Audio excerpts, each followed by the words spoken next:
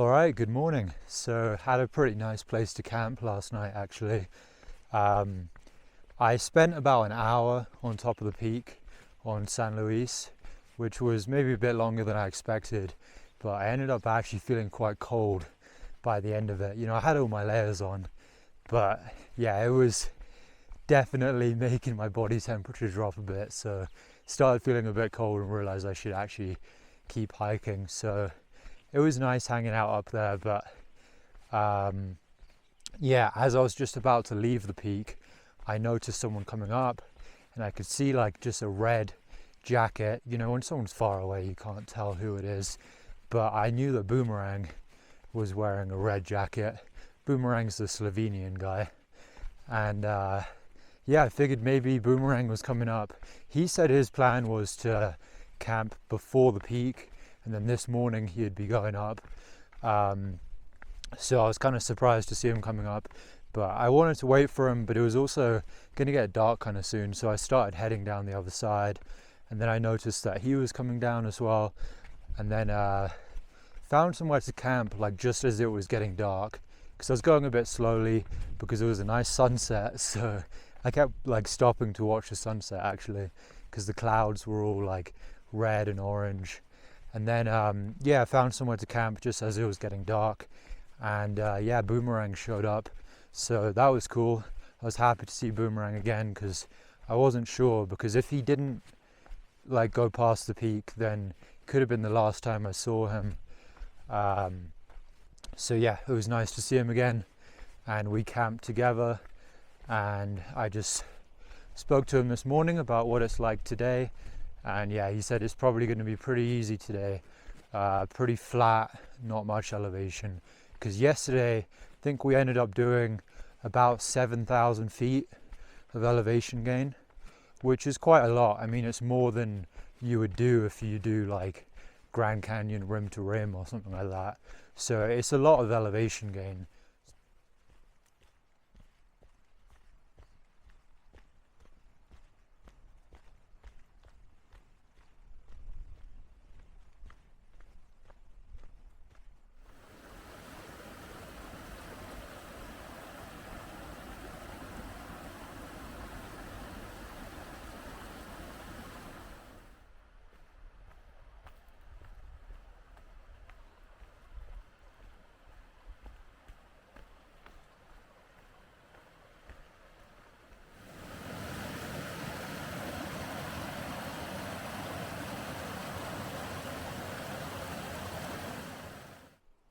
So there are lots of dams like this along this valley. I think they're all just beaver dam. Well, they're clearly beaver dams. Haven't seen any beavers, but there's loads and loads of beaver dams. And I think if you see that right there, I think usually when there's like a big lump like that, kind of in between two beaver dams, I think that's usually the beaver's home, right in the middle between two dams. So yeah, pretty cool.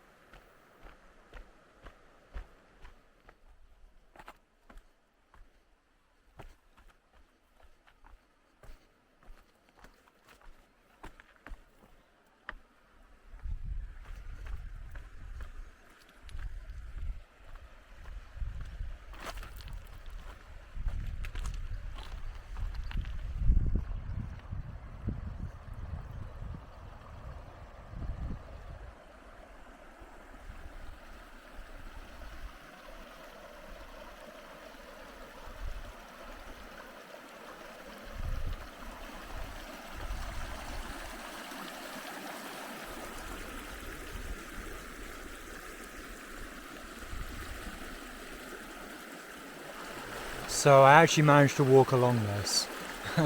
So I kept my feet dry. Definitely was a risk of falling in, but it was fairly easy, honestly. Just walked across and now I'm on here.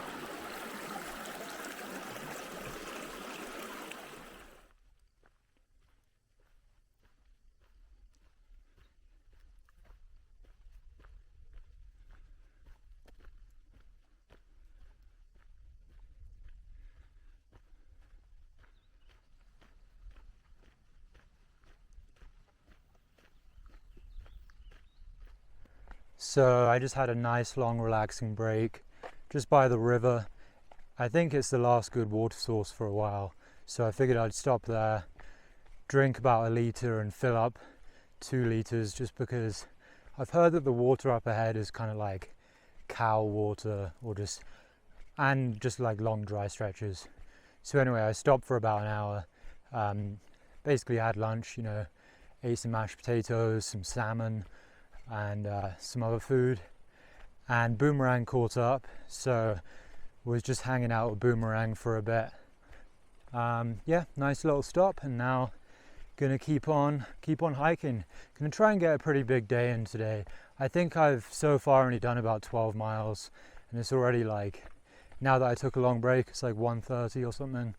But I think I can still reach probably 30 miles today.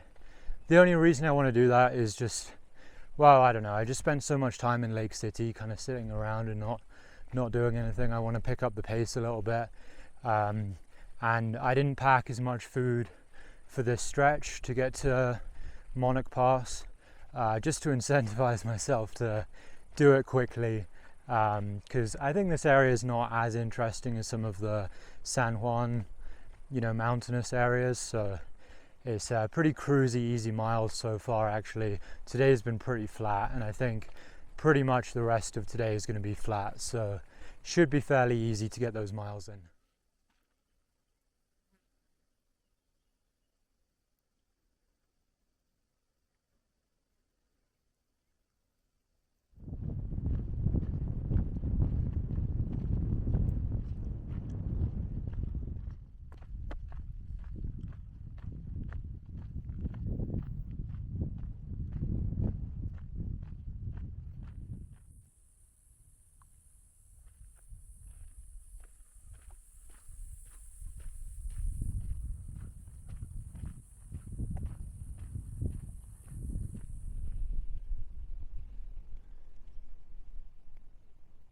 So I'm actually at the 1,000 mile mark on the CDT now.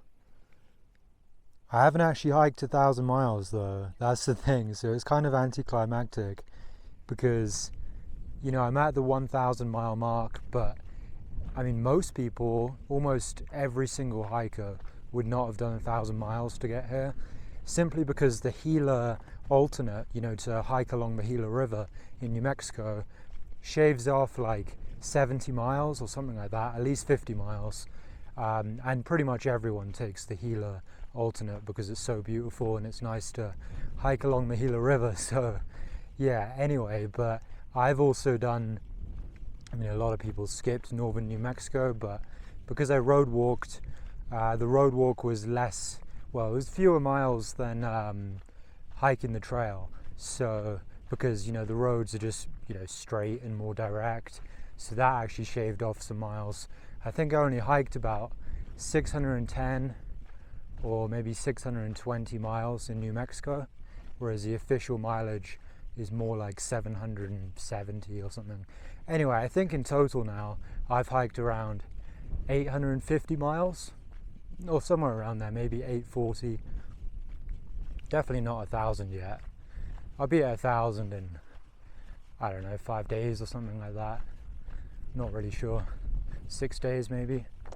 So yeah, I think I'll reach 1,000 miles when I'm pretty much at Twin Lakes. I think actually for me 1,000 miles is going to be a little bit after Twin Lakes, but I'm planning to reach Twin Lakes in maybe like 5 days or something like that, and that's when I'll switch into my new pair of Beaver barefoot shoes, because as I mentioned before, I'm actually currently carrying in my pack my brand new shoes, but I figured it's best to put the actual like 1,000 miles into the shoes that I have right now, just to make sure that I can do the trail in just 3 pairs of shoes. Otherwise, you know, the third pair will kind of, you know, die out right near the end, like when I'm almost finishing the trail. But yeah, so basically when I get to Twin Lakes, I'll be close to 1,000 miles, and that'll be a convenient place to throw out the shoes that I'm currently wearing and switch to the new pair. It's a strange landscape I'm hiking in today. It's not really what I expected. I wasn't really sure what to expect. People said it was like, you know, cow pastures or whatever.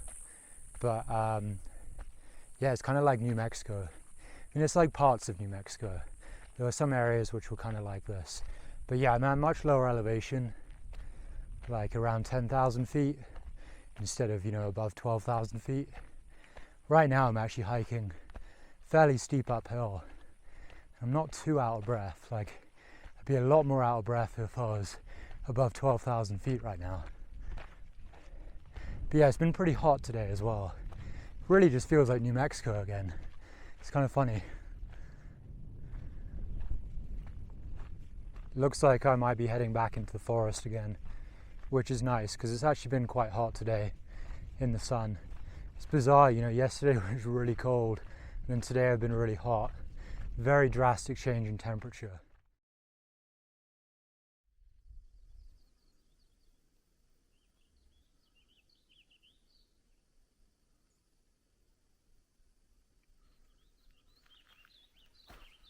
I'm pretty sure the tree that I just showed you is a ponderosa pine tree. It looked like a ponderosa pine to me. And then, I don't know what these are, maybe spruce? I don't know if there's some kind of spruce tree. And then, you know, this little guy here is probably an aspen. And same with these ones over here. Seems like it's spruce and aspen. And then like the occasional ponderosa pine, but not many ponderosa pines. It doesn't seem like it anyway. Check this out. This is pretty cool.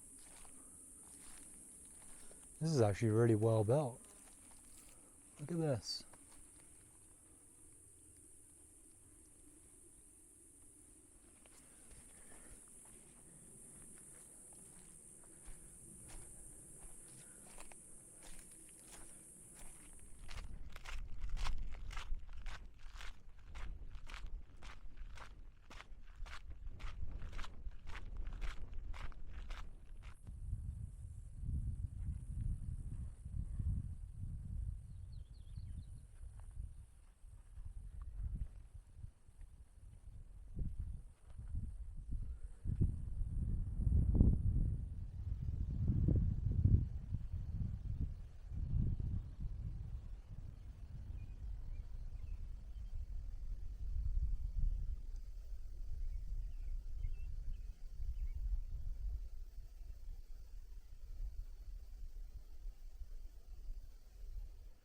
I'm not sure how well I picked that up on the camera because I had to zoom in all the way because it was a bit far off, but that was definitely a moose. That was 100% a moose, a little bit far away, but I don't know, it's hard to tell. Like on camera things can look further away than they look in real life, but I got a good look at that moose and it was, yeah, second moose that I've seen on the trail. It's unfortunate that my camera was dead the first time I saw a moose, because the first moose I saw was bigger and had a big rack, and I was a lot closer to it. But I'll probably see more moose at some point on this trail. Seems like they're not that rare actually.